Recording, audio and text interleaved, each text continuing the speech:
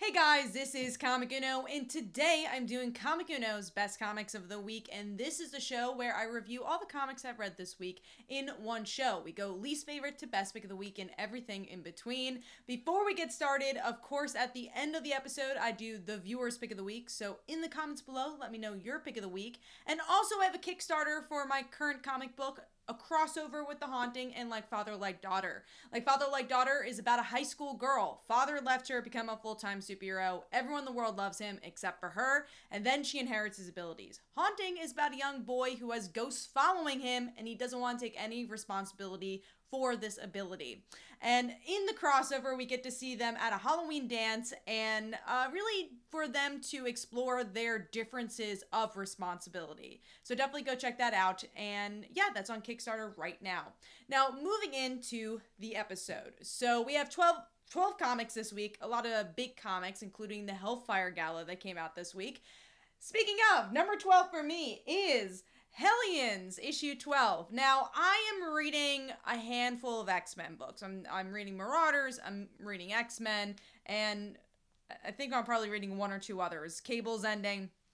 But I'm not reading Hellions. And obviously, the one thing that X of Swords also did is that they have books that are connected, but maybe not everyone's reading because they want to up those sales. So kind of what I predicted with Hellfire Gala is that it's all one night, right? It's going to be one night of fun. And every comic is going to see a different angle of that night. And that's exactly what happens here, which wasn't my favorite thing if you're not reading all the books. So if you're not totally engaged of the Hellions cast, you might not love Hellions. And that's kind of where I was at here. I'm not reading Hellions. I don't really quite care about any of the characters there. So I'm like, okay, seeing their angle of the story without any movement, where I at least feel like X of Swords did. Like every chapter had a little bit of something happening. Here, not a lot has happened in honestly any of the chapters. It is kind of a slow burn. So that's my number 12 is Hellions, and I'm going to go straight into my number 11 because that is X-Force issue 20. I did get this physically. I don't normally get X-Force, but it's Kitty Pryde covers, so of course I'm going to get that. So that's the reason I got that physically. But again, don't normally read the book. I do think this one was a little better just because they are kind of more mainstream characters here like Beast and, I think even Emma and Wolverine was involved here. For some reason, in the end of the book, though, there's going to be a continuation of this story, but you have to wait like 2 weeks. So you have all this other story, so you get all these other books, and then you have to wait until Wolverine that comes out like June 17th. So that was kind of a strange way to tell the story, and that's what I mean. Everything has kind of this other pocket of a story. They don't really feel too connected. For people who are reading all these books, I just wish it was more serialized here. So this one I thought that the artwork was pretty good here. I kind of like the grittiness of it and even the more gritty storytelling, but still didn't really do it for me, and I don't think you necessarily need to get this issue. So I'm giving that 2 stars just like the Hellions issue. Now moving on to number 10, I believe we're up to. We're up to number 10, and this is not X-Men related, so there you go. We have Suicide Squad issue 4, a book that, I've been really trying to stick around with. I love Connor Kent. So I love seeing that character, and I think it's interesting to see him on this villain's team. And I don't necessarily think this is a bad book. I actually feel like there's a lot of fun moments in this. I feel like there's a lot of great action in this. But it also doesn't really feel like it's going anywhere. It doesn't feel unique at all. And that's why I probably am going to drop Suicide Squad. Again, there's some interesting personalities. You got Peacemaker, you got Amanda Waller, but is it enough to spend that $3.99 every week or every month to get it? Not for me. And I'm also just dropped Teen Titans Academy, which also was crossing over. They're going to have another crossover with this book, which is Swamp Thing, which I'm not reading. It just feels like they're relying on other franchises without telling its own story. Is there another story to be told with Suicide Squad? So I'm giving that 2 stars and sadly dropping it, but the artwork is really good for this book overall, and I just kind of wish there was more to say with this book and more to the book, but it's kind of just surface level for me. So I'm giving that 2 stars, and that is number 10. Moving on to number 9. We got that other X-Men book. We are getting to, books I enjoyed. So this actually wasn't a bad book. I just kind of wish more had happened, and that is Marauders issue 21. So of course they're going to start the Hellfire Gala with Marauders, because that is pretty much the Hellfire Club book that we have going on here. And this is just a setup issue. We have the world, we have Avengers, presidents, all these people coming into the X-Men land, coming to Krakoa for this party, and they're like, we want everyone to work together. And of course they have some other devious plan in the back of their head here, and figuring out what that devious plan is gonna be the rest of the gala. So overall, I actually thought this was a pretty good setup, but that's all it was. It was very setup-y. There wasn't like anything really huge in this issue, or the other issues say, oh my god, the Hellfire Gala, can't wait for that next part. It feels very bloated to me, where X of Swords also felt a bit bloated, but at least it kind of moved a little bit better than what we're getting here. Obviously gonna see Hellfire Gala through, but so far kind of underwhelmed with the event. Artwork was okay, character actions were fun, I guess, but nothing that really stood out for me. So overall, I'm going to give this 3 stars, and we'll see where it goes. I am intrigued to see the X-Men interacting with the likes of the Avengers and these other non-mutants, just because they've been so secluded. So that's the one thing that does intrigue me a lot about the Hellfire Gala. So like I said, giving that 3 stars, and that is number 9. Moving on to number 8, which is Firepower, issue 12. There was like 20 covers for this because it's like their big issue. It's actually a relatively quick issue, even though I believe it's a double-sized. Yeah, oversized. I don't know if it was double-sized. But it's an oversized book, and a little slow, honestly. I thought this was gonna have some really big moments, and not necessarily a bad issue by any means. Like, I enjoyed it. There's some good action, there's some good character moments, but for an oversized issue for such a big hype, there wasn't a lot that happened here besides it felt like at the end of the story. We get to see Owen interact with his ex-girlfriend and say, okay, you're alive. That sucks, well, it's great that you're alive, but we can't really do anything about our relationship because, I have a family that I love, so we're gonna leave that all behind. So that was kind of their story, and then we have a little bit about the dragon, and it's like, okay, the dragon's not here, I guess, he's not coming out, and maybe he never really existed, and by the end, of course, it's like, okay, this mythology is still growing, and there's more to that story, and then everyone heads home. That's the end of the story. We're like, okay, is everything going back to normal? We'll see. I want to see how everyone's lives change. I'm glad we're not getting too much of a hiatus at all. We're going straight into July with another issue. And supposedly at the end of the book, they're like, this is where it's going to start to have some big moments. I'm like, okay, so why didn't we have the big moments in this issue, which was oversized? I guess it's a build up to the big moments, but overall it was kind of a calm issue, even though there was a lot of good action, some good character moments here. Overall, it's an enjoyable read, but I don't think it's as good as that first arc for Firepower, which was always like in my top 5. But I'm really curious to see where it ends up going, and artwork, as always, has been really great for this book, from the action to the more character-driven moments. So I'm giving that 3.5 stars, and that is number 8. Moving on to number 7, which is another Image comic book, and that is Nocterra, issue 4. So this is an interesting book because there's parts that I love. Like, I love when they reminisce about the parents and them turning into these monsters and how that connects to our main character's brother and what's been going on with him. But the stuff I don't particularly love is the actual adventure part. This, random girl that she's trying to help, and, some of the dialogue's a little slow there. But I love the thematics at the end where it seems like that our main character actually killed her parents, out of desperation. They don't completely spell it out, but you could kind of guess that's what ended up happening, and not listening to her brother. It's like, okay, this time I'm going to listen to my brother and just kind of stay still and wait for help, and help actually comes. So there's this question mark of, like, if they did wait, did the parents have to die? So I'm sure there's more of that story because the parents are literally referenced in every issue, so I do think there's going to be a bigger story there. But a good cliffhanger, and finally a glimmer of hope with this sunlight, with this flower. So is this going to end up helping the brother? Will the brother ever be the same? So those are the things I'm really intrigued by, is the family aspect and kind of the bigger overall story, when some of the smaller beats could be paced a little better, but the action's so good for this book, and again, just such an interesting premise, and I'm excited to see where these themes end up going. So I'm giving that 3.5 stars, and that is number 7. Moving on to number 6, this is a bit higher than usual. A good place to start with the Chameleon Conspiracy. And that is The Amazing Spider-Man issue 67. I was just thinking in my mind, because there's actually some references to the clone conspiracy not back in the day, it's only been a couple of years, but, Dan Slott's clone conspiracy, and there's some references to that in this issue, so I'm curious if that's why the arc was called that. But some big stuff happened here. I won't say it's the most even issue. It still has the big problem of way too many storylines going on. We have Betty, which was super interesting. We do have some teasers to Dr. Octopus. We have stuff going on with Chameleon. We have stuff going on with Teresa. We have stuff going on with Peter Parker's lab partner. So there's a lot here. And I'm like, okay, they probably could have dropped one other story to make this a little bit more cohesive. But each story was pretty interesting. I'm curious to see the teaser of our Sinister War, because it's definitely once again teasing Mephisto and One More Day, and will Dr. Octopus become Superior Spider-Man again? Will he remember those things again? And then we also get to see Betty. That's kind of the big thing here, and definitely the part that I enjoyed the most, of her being pregnant with her husband, or dead husband's baby, and Ned obviously was a clone.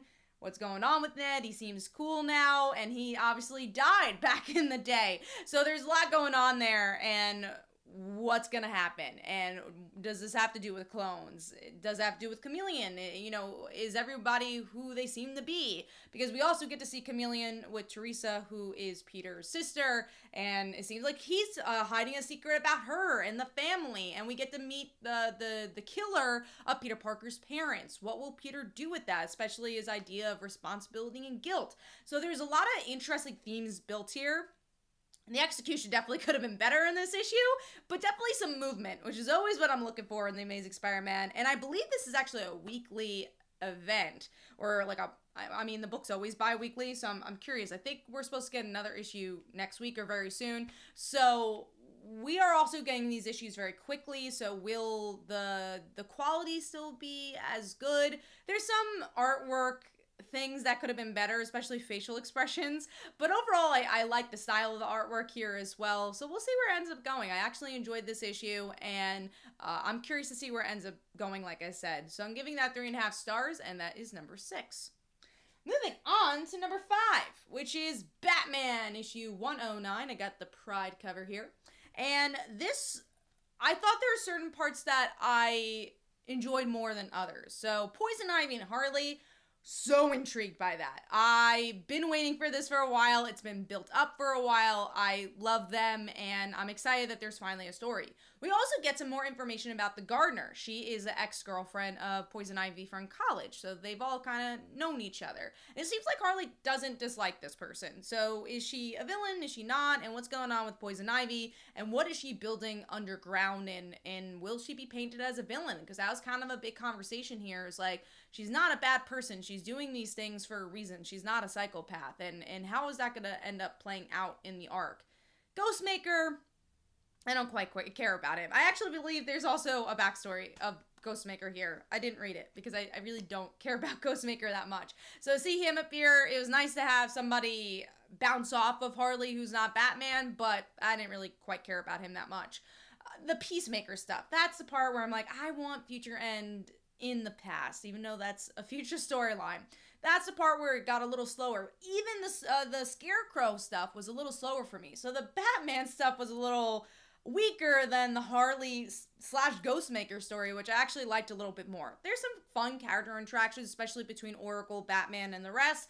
But like I said, I think the Gardener stuff is what I'm most interested in, and how that's going to play a part in Fear State, which is the next arc that's going to be for Batman coming up in like a month or two. So I'm excited to see where that goes, because it seems like a lot of these plot lines have been building up to that.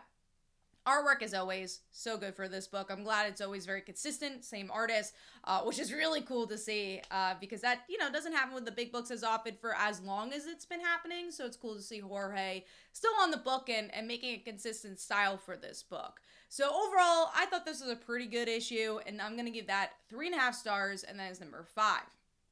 Moving on to number 4, which is Family Tree, issue 12. This is the last issue of this book. I always thought it was very solid, and very much recommend getting a trade if you have a chance. And overall, it ends on a pretty note. I mean, not pretty. There's some bad things that happen here, but I thought thematically it was a good ending where we get to see back and forth from the future to the present, where, you know, people are trying to attack these trees. They don't want evolution. They don't want to see the world change. And our family wants to protect their daughter, and that's pretty much the big part of the story. The mom ends up dying and joining the tree family, and we get to see that the whole idea is like, we have to grow. The world probably won't end, but we're gonna see it become different. So I liked it. I love the theme of family. I enjoyed these characters. There are parts that I felt were a little rushed in this issue, but the action was really good. And like I said, thematically, it closed up really nicely to make a really solid book. If you're not reading or you haven't read Family Tree, definitely go check it out. There's a really earthy feel to the visuals as well, and just a really solid overall book. And it just shows how great Jeff Lemire is as a writer. So giving that 4 stars, and that is number 4. Moving on to number 3, a book I was super excited for and still am, The Nice House on the Lake. It's a very long title. So I've read a few James Tynion indies. I haven't been able to really sink my teeth into a lot of his indies. I kind of missed The Train for Something Is Killing the Children, and then I didn't get into the Department of Truth as much, and I know he has a long list of other books, but those are the ones that come to the top of my head. But this one it just seemed up my alley. I'm a big horror fan, and I liked the kind of Agatha Christie feel it was going for. I'm like, okay, let's see what this is about. And damn, this was probably his best first issue for an indie book, and I've been really enjoying his Batman, so I'm glad to find something of his indie titles that I could enjoy. It introduces the characters really well. From this issue, it's from the perspective of the artist and how she knows this random guy that, was an acquaintance of her friends, right? So a friend of a friend of a friend, they talked about the end of the world, and they're like, okay, let's talk about, how we have existential thoughts, and she moved on with her life. Then 2 years later, this guy's like, hey, do you want to come to my lake house, or like a friend of a friend's lake house? And she's like, okay, I guess so. And then she meets all these other people that she's, used to date, acquaintances, part of this whole friend group. They're kind of attached to each other, but kind of not. And we get a really good visual, again, very Agatha Christie style of, okay, this is the artist, this is the writer, and we get a little blurb of who everyone is, so you get a gist without too much exposition of the cast. And then the world ends, and it seems like this guy knew about it, and he's like, okay, you guys are gonna be stuck at this lake house forever. And yeah, that's a big deal. And you're curious, like, is he like feeding false information? Is this real? How did this happen? And it builds up this really interesting mystery. But then again, this kind of existential themes are really interesting as well. So it's horror, but mystery, and almost like a whodunit in a way. Really builds some interesting classic storylines with a new flavor. And the artwork really works well for that as well. Kind of this haunting feeling to it. So overall, I really liked it. I thought it was a really perfect issue 1 and got me really excited for issue 2. And like I said, probably my favorite of his indie titles thus far. So I'm giving that 4.5 stars, and that is number 3. If that was number 3, what are my top 2 picks here? This is hard because I really like both these issues a lot. But number 2 for me is Crush and Lobo, issue 1. I was super excited for this book, still am super excited for it, just because I love Crush. I really liked the previous Teen Titans run, and I really enjoyed her character. So with this one, we sink our teeth into this character. If you don't know anything about Crush, you could very much easily pick this up. And it is kind of a romance story in some ways. It's a queer romance story where we get to see Crush, have this girlfriend, and this girlfriend's kind of perfect, but they very much come from different worlds. And we have Crush who, her parents went to jail, and her biological dad is Lobo. So she's got a lot of baggage, and she's quit the Teen Titans. She's not in a great place, but she met this girl randomly, and she's like, okay, she's a normal girl. She has some great friends. She has this kind of rich party. Her parents, are cool, want to meet her. So it's like, okay, she's perfect. And also, like, even Crush kind of, almost, she does destroy the party, but she almost makes the cake fall over, and all these things are going wrong. And it's not like the girl's like, you suck. She's like, no, I just kind of want to talk about this. I don't know why you ran away. Their conflict is more because Crush doesn't want to talk about anything. So we get to see that conflict there, but then we also get to see other relationships as well. Her relationship with her father, who just wants to have therapy, which I don't that's not Lobo. We'll have to find out what his motives are, and that's kind of where the issue ends. And then also Red Arrow from the Teen Titans just trying to help Crush out as well. And then we have these really nice moments about, you know, how many travel mugs she has, which is just so Mariko Tamaki, and I love those like little details to really build a character and dig into them a bit more with their head, or with their mind. So I really enjoyed this issue, and I also liked, you know, Pride Month, a queer story. I liked the idea that this wasn't really a coming out story. I think it could have easily been, you know, this girl whose family doesn't accept her or whatever. And I liked that they didn't go that direction, and it was just her friends and family wanting to meet her girlfriend. There was no other conversation there. I do think those stories are important. I love seeing coming out stories, but it was nice and refreshing to see that wasn't this story, and it didn't have to be that story. And I do like that this book is, again, underneath it all, it is this kind of romance story, and this story about relationships and Crush's daddy issues. I really enjoyed it, and I like that it was a bit more character driven. I think this is where Mariko shines the most, and the artwork is so good. It's so detailed, and it just, I love the facial expressions here. It worked so well with Mariko's script, and it was just such a good book. And again, in any other week, it probably would have been my number one, but it is my number two, and I really enjoyed it. So I'm giving that 4.5 stars. Definitely pick it up. Moving on to my number one, which is Immortal Hulk issue 47. I really enjoyed this issue. We are leading into the ending of this book. Issue 50 will be the finale. And with this one, we get to see it from She-Hulk's point of view, and that's really what brought this to number one. It is, you know, a classic story of Hulk versus the Avengers. It is the Hulk family versus the other heroes, and Jen is stuck in the middle. She is an Avenger. These are her friends, and she understands why her friends are doing what they're doing, but then also that's her family. That's the Hulk. That's what made her, and she kind of goes through this dilemma of like, am I a Hulk? Am I not a Hulk? Why did you bring me in this? Like, you know, Bruce is this black vortex in so many ways, and that's the story. Like, all these regular people and how they were consumed by Bruce and consumed by the Hulk, and that goes to Betty, that goes to all these characters, goes to Jen. And by the end, Jen does pick her family and realizes, and this is really utmost thematically, when we realize that Rick Jones is the bad guy he is, or, you know, has transformed into this bad guy, the person who brought the Avengers together, and also obviously was part of the Hulk family. So it's like, how do these two things bleed together? Can they bleed together? And then by the end, you also get to see Betty and Bruce get back together. It seems like they kiss. What's that all about? Again, it's sucked into the black vortex that is Bruce Banner, and Betty has made those choices so many times and made those mistakes so many times. So I'm curious to see where that goes. Can they actually be in love, or is it just the black hole that Bruce Wayne is, and will Betty be destroyed by it?